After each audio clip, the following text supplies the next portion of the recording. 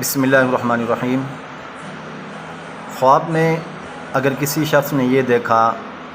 کہ مسلسل بچھو اس کا پیچھا کر رہا ہے تو اس چیز کی طرف رہنمائی کی گئی ہے، یہ اس چیز کی علامت ہے کہ اگر مسلسل خواب میں بچھو کو تعاقب کرتے ہوئے دیکھیں، پیچھا کرتے ہوئے دیکھیں تو یہ نفسانی خواہشات کی تکمیل کرنے کی طرف اشارہ ہے کہ بندہ اپنے نفس کے تابع ہو کر مسلسل گناہوں کی طرف جھکے جا رہا ہے۔ تو اپنی نفسانی خواہشات کی پیروی ترک کریں، رجوع اللہ کریں، استغفار کریں، ان گناہوں سے چھٹکارا حاصل کریں جو آپ اپنے نفس کی خواہش کو پورا کرتے ہوئے گناہ کر لیتے ہیں۔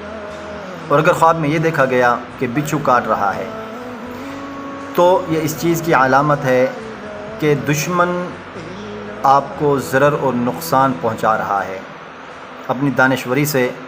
اپنے فہم و فراست سے اپنے اس دشمن کو پہچانیں، اس سے چھٹکارا حاصل کریں۔ اور اگر آپ نے یہ دیکھا کہ بچھو نے آپ کو کاٹا اور آپ نے اس کو مار ڈالا، یا بچھو نے آپ کو کاٹا نہیں بلکہ آپ کا تعاقب کر رہا تھا، آپ نے اس بچھو کو حملہ کرنے سے، کاٹنے سے پہلے ہی مار دیا ہے، تو اس چیز کی علامت ہے کہ آپ اپنے دشمن کو جانتے ہیں، آپ کو معلوم ہے کہ آپ کو کون نقصان پہنچا رہا ہے۔ اپنی فہم و فراست سے، دانشوری سے